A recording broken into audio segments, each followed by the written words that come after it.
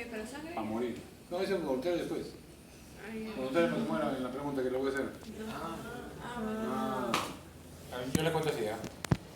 Si ofrecen voluntarios, no hay nota, a no ser que contesten bien. Si no hay voluntario, le pregunto con lista y con nota. Voluntarios.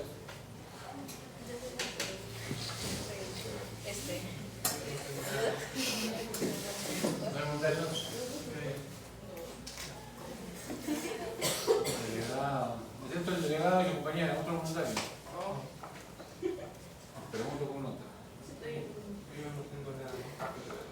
Ya, a ver, amiga, amigo. Digo un número, delegado, el número 10. Al 16. Delegado, dime el número.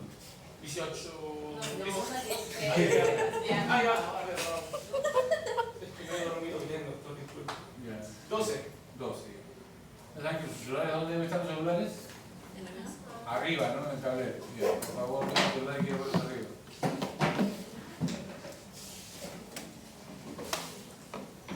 Los que no tienen celulares, pues ya. Ya, todos dijiste. Y el ganador es Sebastián Palacios. Ni modo. Bueno, la suerte. Sebastián, define en tus palabras qué es una vacuna. Una vacuna. Una vacuna vendría a ser una inyección que contiene un patógeno desactivado, por así decirlo, o parte de él, que permite posteriormente desarrollar inmunidad a una posible infección en el futuro. O, bueno, no inmunidad necesariamente, sino que la intensidad de la enfermedad podrá ser menor. Ok. Dime el número. 7. El ganador es Valeria Ludeña. Levanta la mano. Valeria, califica lo que ha dicho tu compañero. De 0 a 20. Según como tú lo califiques, yo voy a saber si sabes o no sabes. Porque cuando yo pido voluntario, levanten la mano. Pues. Ya a ver, Valeria, habla. 18. 18 le estás poniendo a tu delegado. 19. Ah, claro. 19. Ya. A ver, ¿tu apellido cuál es? Cotrina. Califica lo que ha dicho tu delegado.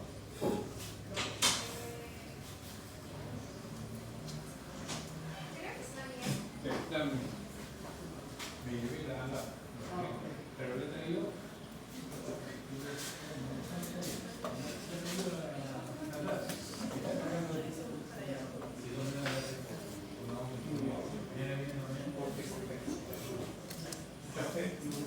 Ya, a ver.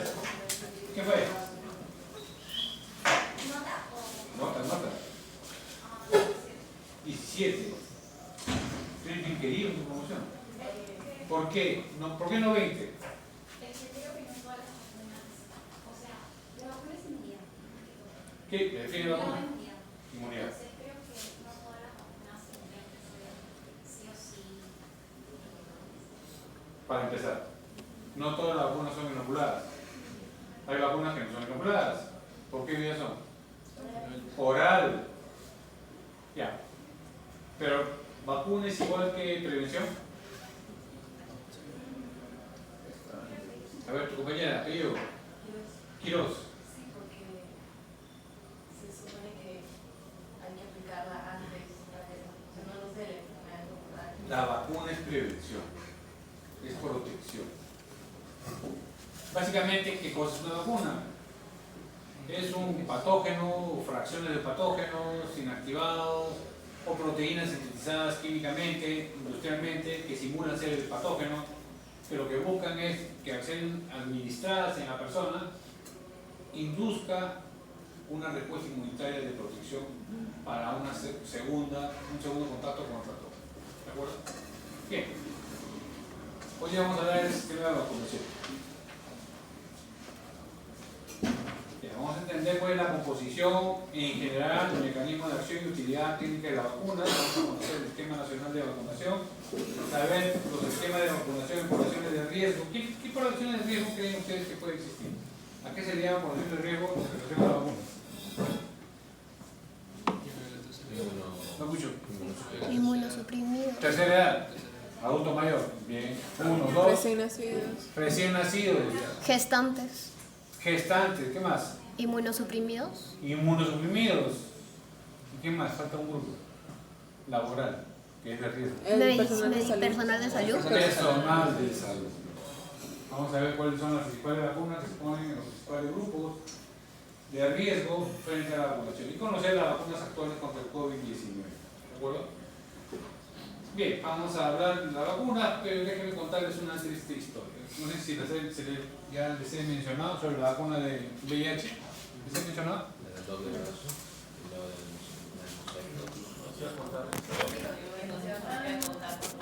Todo el lore, toda la historia. ¿La historia qué? ¿Del VIH? Leve. ¿Cómo se descubrió? ¿Cómo se distribuyó? y todo? Ah, sí. No ¿Qué? llegué. nos contó la historia del VIH, la vacuna del VIH, pero no para encontrar No la culminó. el VIH en sí. Ya, bueno. Y si ya lo dije, pues aguanta. No lo preocupes. Una triste historia sobre la vacuna del VIH.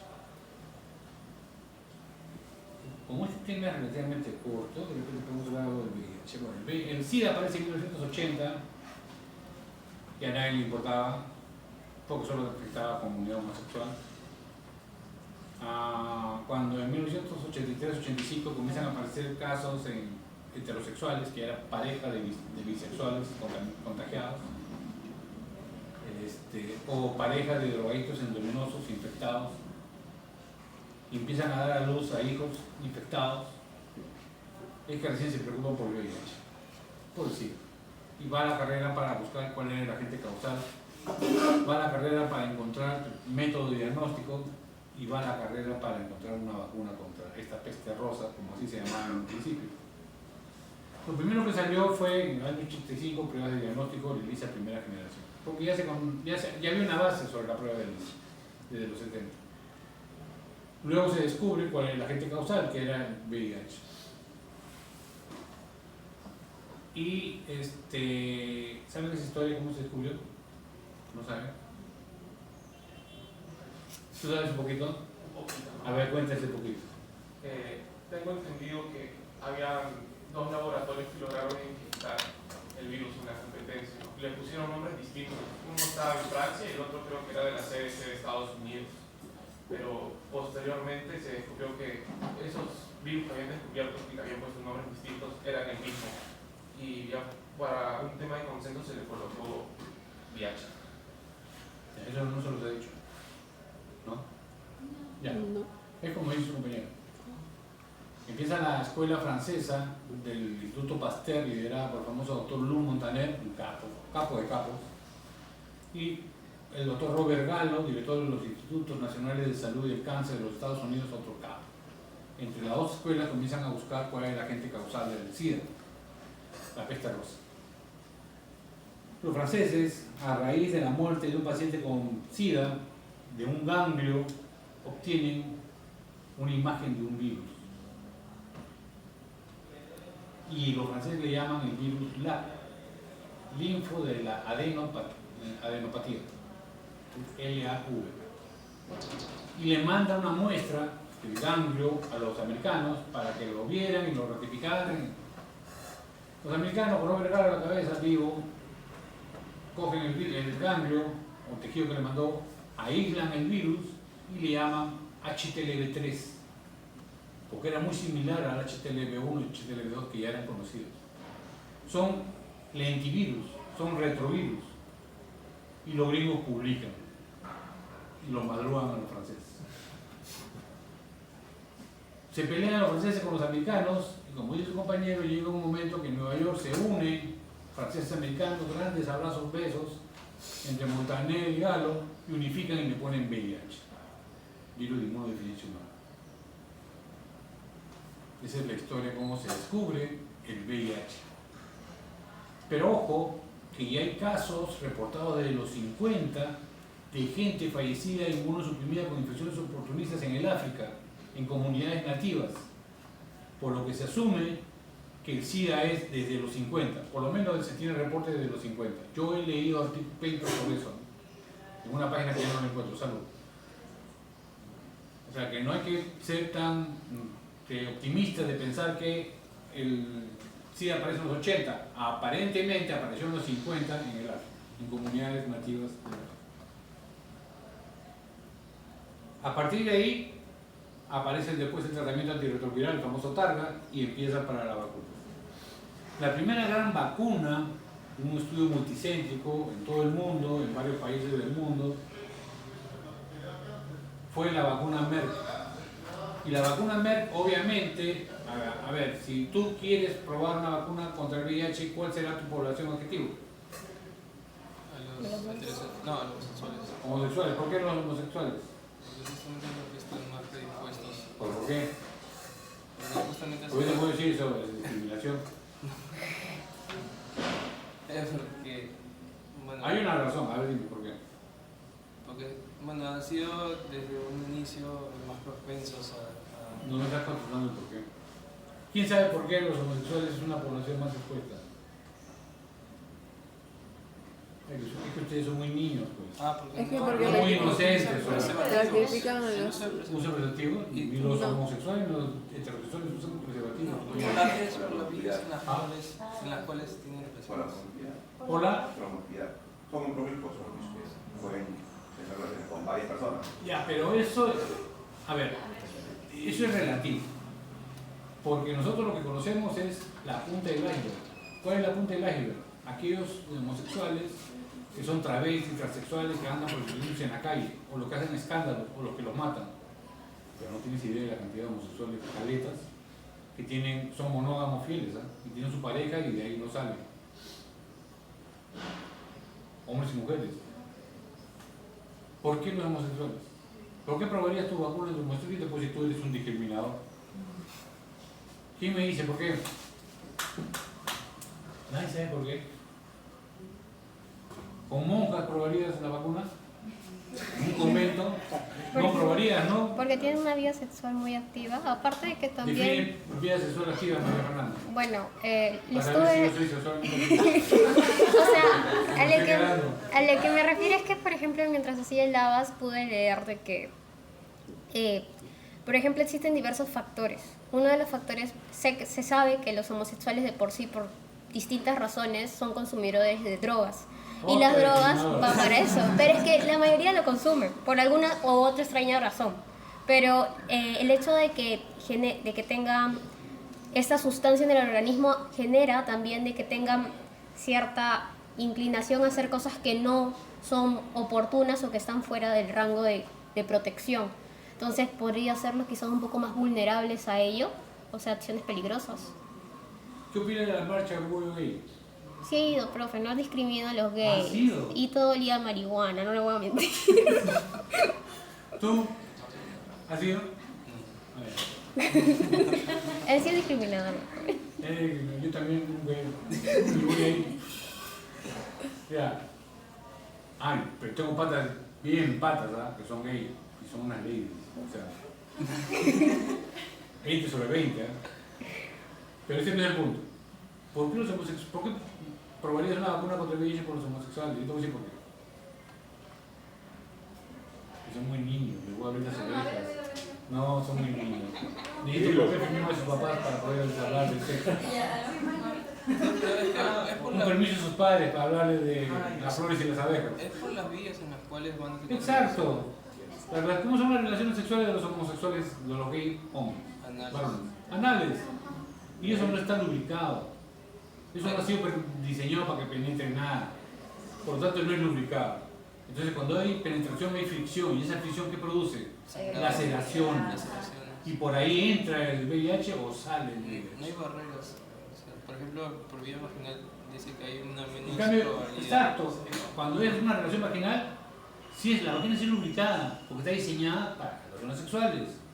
Entonces, esa lubricación que minimiza la fricción.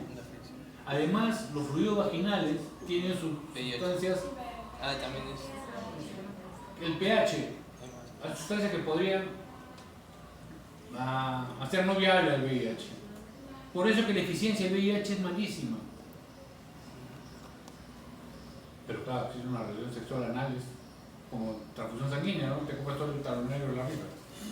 Sale con premio. Bueno, entonces, la vacuna Merck. Probaron en homosexuales, trabajadoras sexuales y ¿en qué países probaron? ¿Probaron en Perú? Sí, probaron en Perú. En comunidades homosexuales. Ustedes saben que hay comunidades homosexuales organizadas en provincias, sobre todo. Acá también. Por ejemplo, hay ONGs de lucha contra el VIH exclusivamente conformadas por gays. Y hay ONGs de lucha contra el VIH que tienen comunidades de gays, trabajan con ellos y con ellos prueban, hacen ensayos de drogas, de medicamentos, vacunas, tratamientos, de lo que sea. Entonces, trabajar con comunidades homosexuales de Quito, Pucallpa y Lima. La vacuna Merck iba bien, hasta que alguien vio en algún país, no me acuerdo si era Asia, Europa o África, un aumento inusual de casos de VIH. Pararon. El estudio era doble ciego. ¿Qué significa doble ciego? Eran 2 brazos, pero ninguno de los brazos sabía qué le colocaban, si era placebo o la vacuna. Eso es doble ciego. Nadie sabe. Ni el investigador sabe, manejan una codificación y lo tienen en caja fuerte. Pararon el doble ciego, abrieron el doble ciego y vieron, primero vamos a ver el Ferbandiva, le pusieron vacuna, Prudencio, le pusieron un placebo y así, separaron. Claro, yo vacuna porque soy profesor, ¿no? Ya, la cuestión es que separaron a los que tenían vacuna y a los que tenían placebo. Vieron cuántos casos de VIH había y había más casos de VIH en los vacunados que en los no vacunados. O sea, que el hecho de estar vacunado era un factor de riesgo para hacer la infección. Se ponen a ver qué pasaba, utilizaban un vector, un adenovirus, y ese adenovirus inmunosuprimía a las personas. Pararon en todo el país, en todo el mundo, la vacuna Merck. No funcionó. Y de ahí vino el año pasado una vacuna llamada Mosaico, que también se trabajaba en el Perú. Me imagino que con las mismas comunidades. No sé en qué estará, no sé cómo habrá, pero todavía no hay resultados de la vacuna Mosaico. ¿Actualmente se puede estar trabajando? ¿Actualmente? Hasta el año pasado sí, funcionaba. Lo manejaba, hay una ONG grande, que se lleva casi todos los ensayos clínicos multicéntricos de grandes farmacéuticas americanas y europeas, que es Impacta. Yo en una época fui presidente del Comité de Ética de Impacta. Entonces ahí postula, la ONG postula, hay por ejemplo, el Instituto Nacional de Salud de Estados Unidos tiene un proyecto, quiere aplicarlo en el Perú, abre la convocatoria y todo el mundo se presenta, postula. Y el que gana es el que se lleva los fondos, pero aplica la vacuna, la droga, lo que quiera hacer en el país. Impacta es una de las que se lleva casi todo. En VIH. Entonces, esa es la segunda vacuna. No hay todavía una vacuna aprobada. Están en eso. El primero que haga la vacuna se va a hacer millonario él y 500 generaciones después. Porque todo el mundo quiere vacunarse. Y eso no ha parado. Sí, el VIH no para. Hay una epidemia, ¿verdad? Epidemia no es una pandemia. No, pero hay incremento de casos de VIH también en el Perú. Hace tiempo, ¿ustedes alguna vez en sus escasos años de vida han visto una campaña de prevención contra el VIH? ¿Dónde? En el salón. Televisión, radio, Por redes sociales. por redes sociales. ¿Quiénes lo hacían?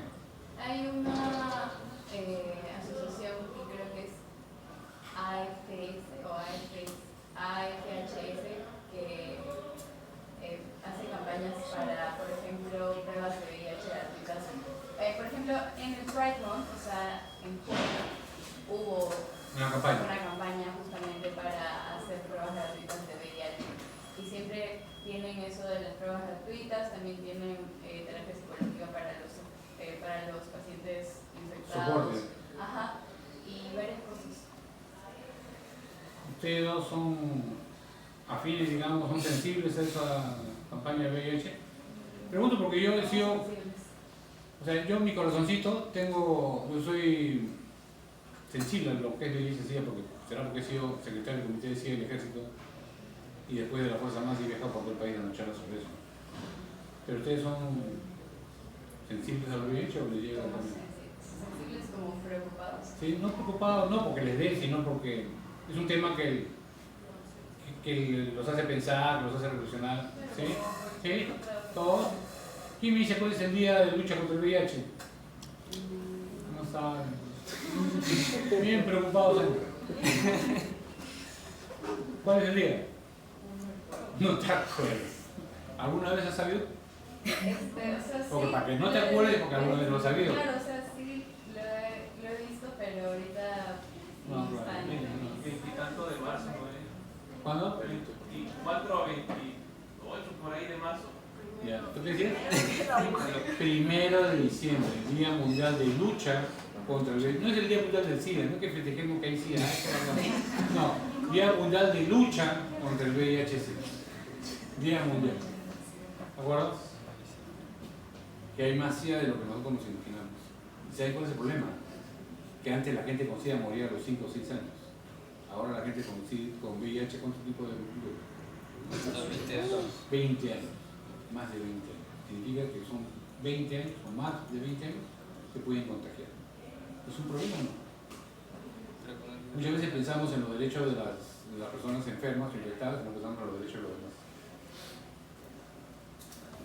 Ya, eso es para que piensen, ¿no? Valorar ese fin de semana algunos.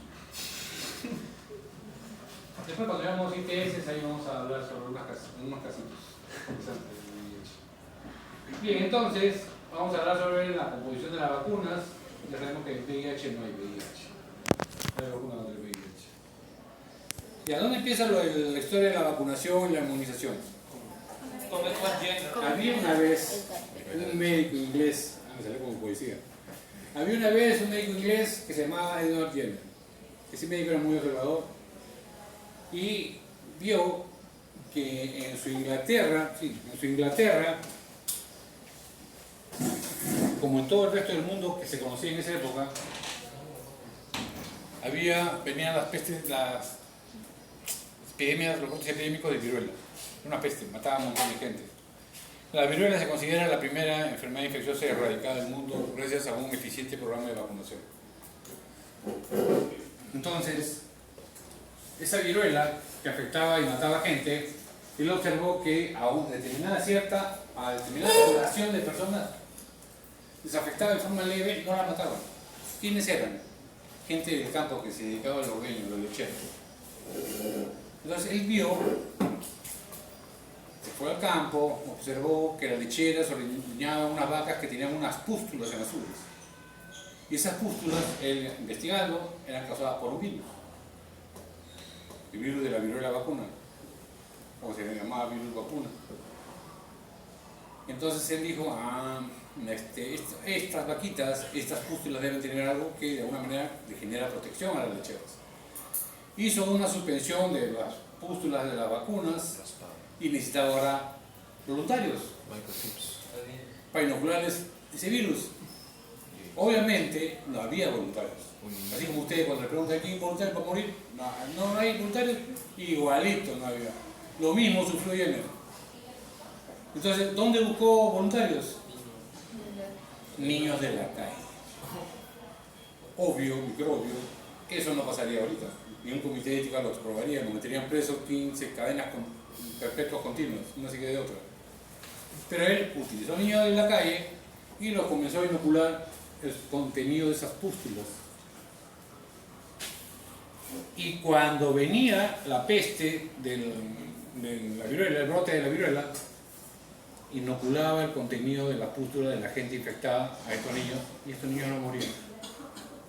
Hacían un cuadro leve, fiebre de repente por ahí, pero no morían. Por supuesto que los médicos de esa época no le creían, decían que ese padre estaba loco o que era una amenaza, ¿no? Pero cuando él demostró que su población, que él había inmunizado, estaba viva, comparándolo con la gente no inmunizada y que moría de viruela, tuvieron que aceptarlo. Entonces, por eso es que se le llama a Edward Jenner el padre de la vacuna. Louis Pasteur, en Francia, también desarrolló una vacuna contra la rabia. Jonas Salk descubrió la vacuna contra la TB, pero la parenteral, porque la vacuna contra la tuberculosis hay una contra la polio, perdón, hay una vacuna oral y una vacuna inyectable.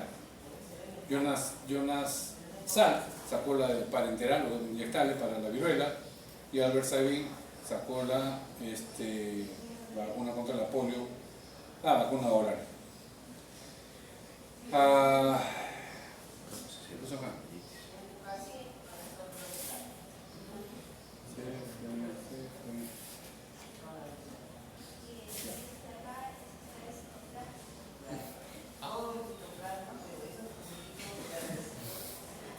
Disculpen.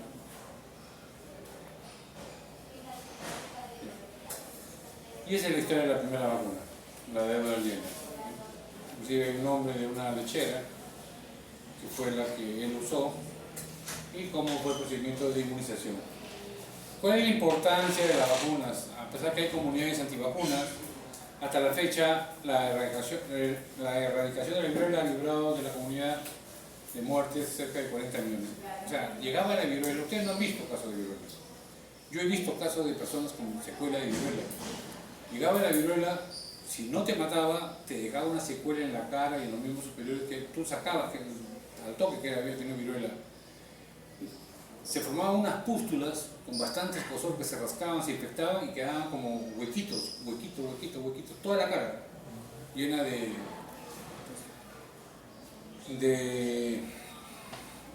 heridas, y no era agradable para mí. La gente se sentía incómoda. 2 a 3 millones de muertes se evitan a través de las inmunizaciones, y las vacunas anuales contra la gripe se asocian con un menor riesgo de muerte en personas mayores. Una de las principales vacunas que hay es la contra el neumococo para evitar la neumonía en personas adultas mayores de 65 años. Según la Organización Mundial de la Salud, la vacuna es un producto biológico que contiene antígenos, utilizado para conseguir una inmunización activa, mediante el proceso llamado vacunación. Si queremos una definición más fina, no solamente tienen los antígenos o completos, o inactivados, o muertos, en el caso de algunas bacterias, sino también hay fracciones de ellos y proteínas. Las vacunas pueden ser vivas atenuadas, como la famosa vacuna BCG. La vacuna puede ser tipo toxoide, a partir de una toxina, como la del tétano, por ejemplo. Puede ser de microorganismos muertos o no viables. Los virus, pero recuerden que los virus no hay ni vivos ni muertos, ¿no? Simplemente no viables. O puede ser hecho a base de partes antigénicas, proteínas o moléculas antigénicas. ¿Cuáles son las características de una vacuna? Los componentes de la vacuna debe tener la molécula antígeno inmunizante, que es la que estimula la respuesta inmunitaria. Debe tener un líquido de suspensión, que es el soporte o vehículo donde está el antígeno inmunizante. En muchos casos se coloca preservantes. ¿Para qué ese preservante? Para retrasar la caducidad, mantener viable y vigente la vacuna. Estabilizantes, estabilizar todos los productos de una vacuna. En algunos casos se pone antibiótico en la vacuna para que cuando se contamine no prolifere el microorganismo contaminante en la vacuna. Y los adyuvantes, que son los que potencian la respuesta inmunitaria y algunos otros componentes de la vacuna. Esos son los principales componentes de la vacuna. La vacuna, y este proyecto le prestan atención, pueden ser, dijimos, vivas atenuadas, como por ejemplo, en el caso de bacterias, la famosa vacuna BCG, Bacillus calmette contra la tuberculosis. Puede ser hecha en base a virus atenuados, por ejemplo, SPR, cuando vemos vacuna SPR, sarampión, papera, rubiola. SR, sarampión, rubiola, contra la varicela, la fiebre amarilla, rotavirus y la famosa vacuna Sabin que hablamos. La vacuna puede ser en base a microorganismos inactivos, como virus, la vacuna de la influenza, hepatitis A y la SARS. Puede ser hecha en base a fragmentos de microorganismos, como es el caso de bacterias, cuyos fragmentos son la cápsula mucopolisacárida. Ejemplo, Haemophilus influenza y el neumococo. Los dos son microorganismos que tienen una gran cápsula mucopolisacárida inmunogénica que sirve muy bien como vacuna. Puede ser también hecha en base a fragmentos de virus, como es el caso de la hepatitis B, papilomavirus, que están hechos en bases a antígenos inactivados. Y por último, la vacuna puede ser hecha en bases a toxoides, que salen de la toxina. como es el caso de difteria, tétano, las más comunes. Algunas características de las vacunas vivas atenuadas. Esto es importante que sepan. ¿Qué cosa? Son las más potentes, generalmente es una sola dosis, son las más estables, están contraindicadas en el embarazo y en personas inmunosuprimidas. No se recomienda ese tipo de vacunas. Son las más potentes. Puede traerles consecuencias, ¿no? La respuesta del sistema inmunitario de una persona vacunada con este tipo de vacunas es similar como si se hubiera infectado. O sea, así de potente es la respuesta. Por eso es que se dice que es una de las mejores de este tipo de vacunas. Y no requieren adyuvantes. Las vacunas inactivadas, en contrario, son vacunas menos potentes, sí requieren adyuvantes. La respuesta inmunitaria es menos intensa y duradera que en el caso anterior. Y generalmente se administran por vía parenteral. Ese es el segundo tipo de vacunas. En el caso de las vacunas conjugadas, a veces el inmunógeno, o sea, lo que se va a vacunar, es tan poco potente que se necesita adherirla a una proteína. Y ahí viene el nombre de vacuna conjugada. Es decir, el inmunógeno más unida a una proteína. Profesor, las conjugadas son las que tienen fragmentos, ¿verdad? ¿O... Sí, por ejemplo, este caso del neumococo, la vacuna del neumococo, que es una vacuna conjugada. Cuando la vacuna es no conjugada, la respuesta es mucho menor, menos potente. Cuando es solamente el polisacárido. ¿Tiene una efectividad en menores de 2 años? No. Vean ese cuadrito, le prestan atención. ¿Tiene memoria inmunológica? La vacuna polisacárida no, pero conjugada, fíjense, todo es sí. Por eso es que se prefiere una vacuna conjugada para neumococo que una solamente hecha de polisacárido. Recuerden, conjugada más una proteína, la conjugada es el inmunógeno más una proteína. En este caso, la proteína de la cápsula más una proteína. 2 conceptos que debemos manejar. Uno es el efecto booster. El efecto booster es cuando se potencia la acción de la vacuna.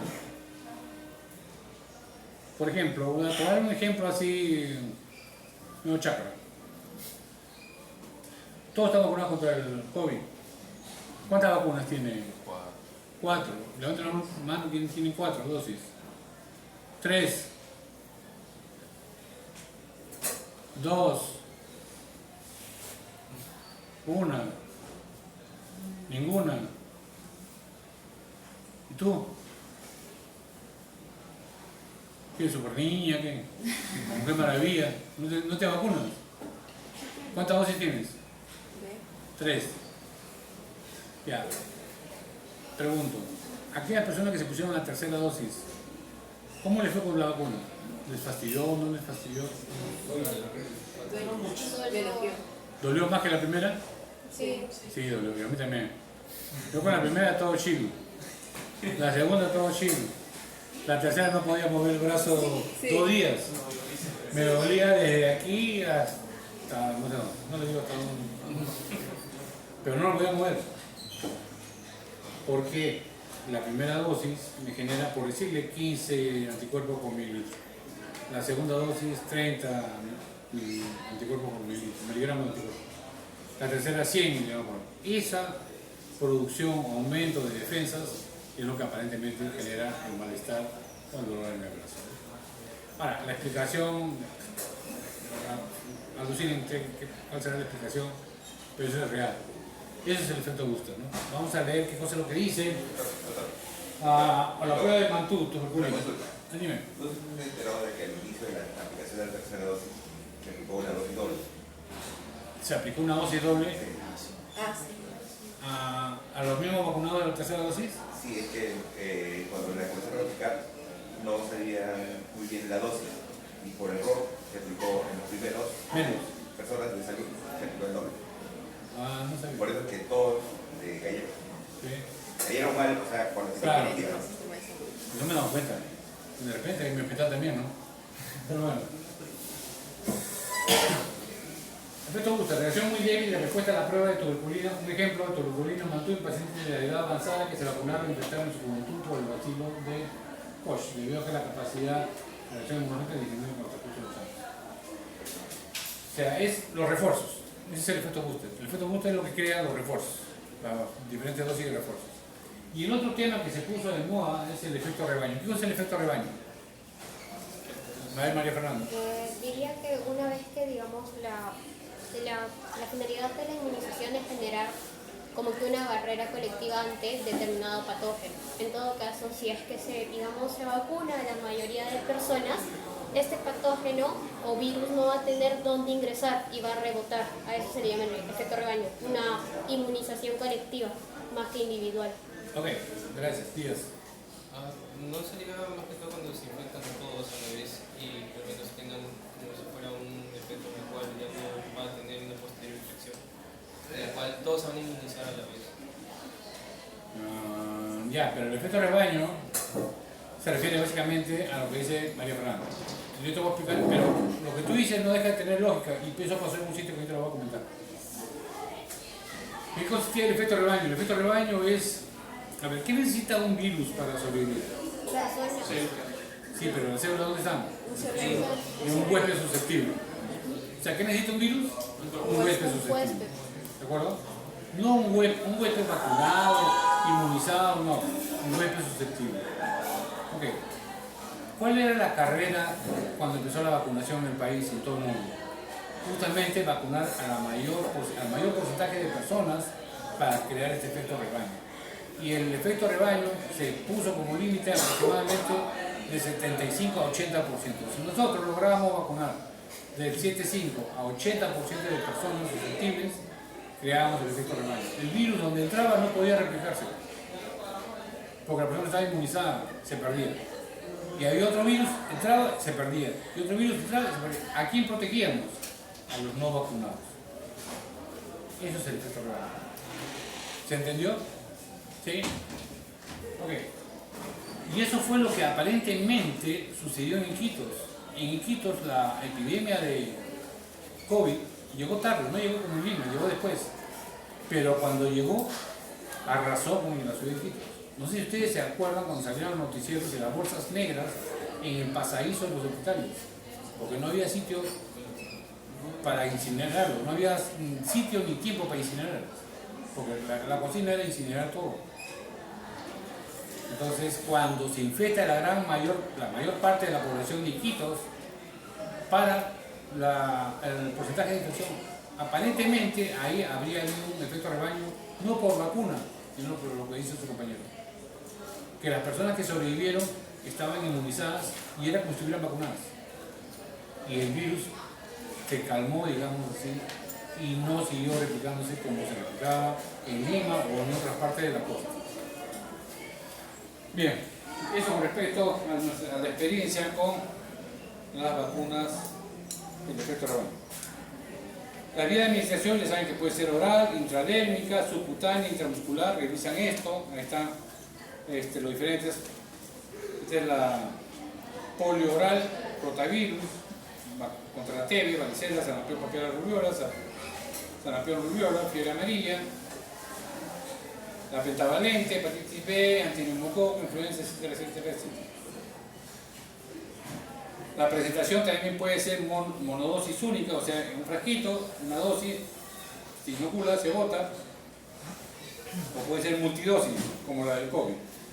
Las primeras, la de Pfizer creo que eran 6 dosis, que venían, entonces preparaban 6 en serie, no sé si los que se vacunaban en la playa, no sé si han ido alguna vez en ese vacunatorio, cargaban 6 jeringas de tuberculina con la dosis y pasaban 6 en serie.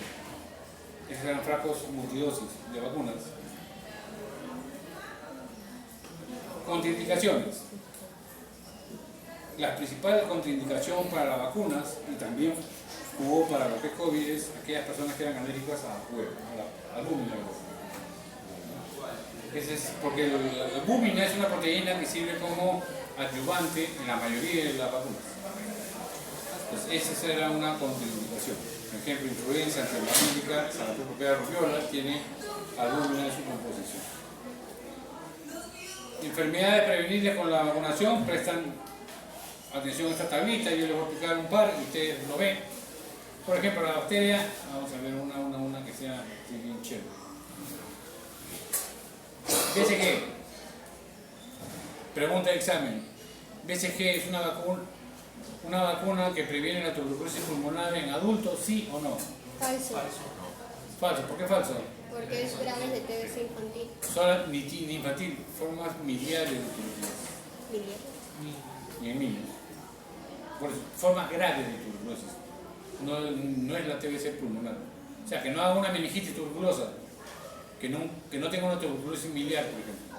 Para eso funciona la BCG. Ya. Otro. Antineumococo. Pregunto, ¿funciona como la vacuna antineumococo? ¿Funciona para evitar infecciones con el neumococo o no? ¿El neumococo es el estreptococo neumónico? ¿Sí o no? No. No tampoco. ¿Qué protege?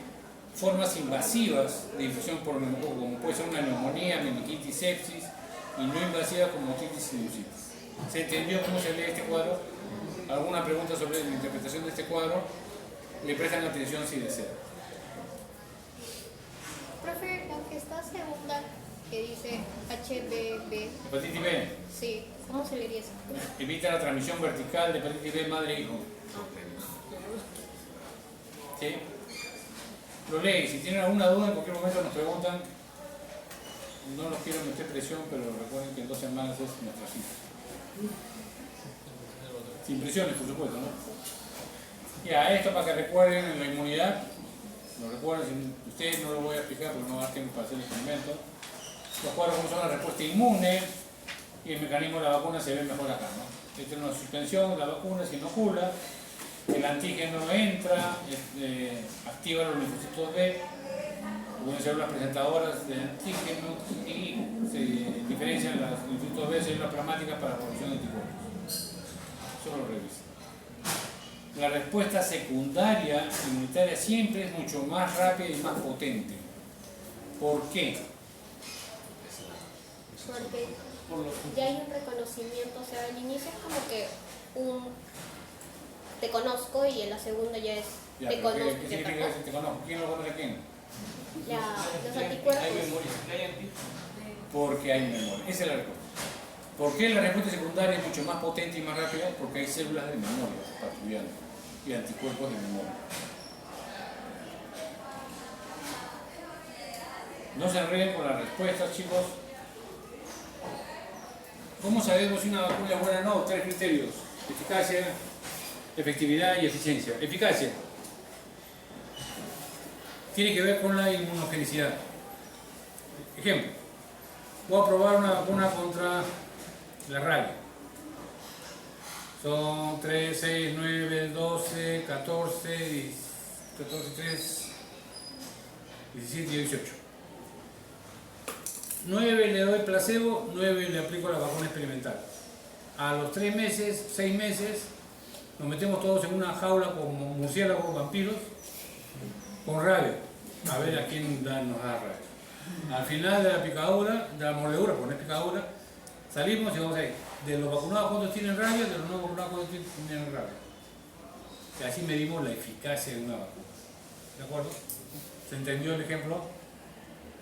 ¿Sí? Ya. Entonces, eficacia es cuando tú quieres ver qué tan buena es la vacuna en un estudio o un ensayo controlado. Esa es eficacia. Efectividad. Lo mismo, pero cuando tú lo llevas a una población. Por ejemplo, una de las mejores vacunas contra el COVID era la Pfizer. ¿Pero qué necesitaba Pfizer? Mantener una cadena de frío de menos 70 grados. Imagínense ustedes mantener en menos 70 grados yendo a la sierra, a la selva, a Iquitos, Tarapoto. ¿Se podrá? No se podía. Pues. Tenía muy buena eficacia, pero la efectividad en nuestro país no era muy efectiva.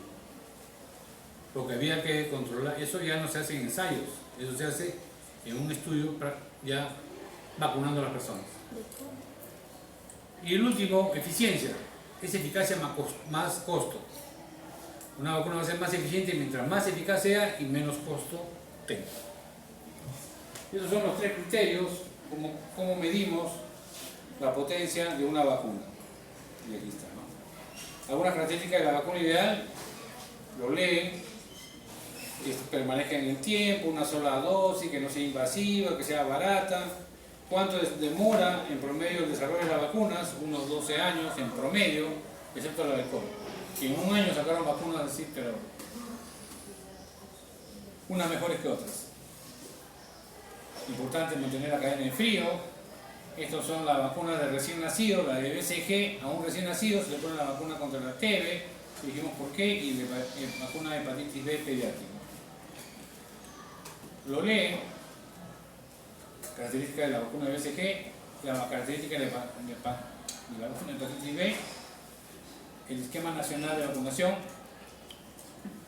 Me dan 2 minutos.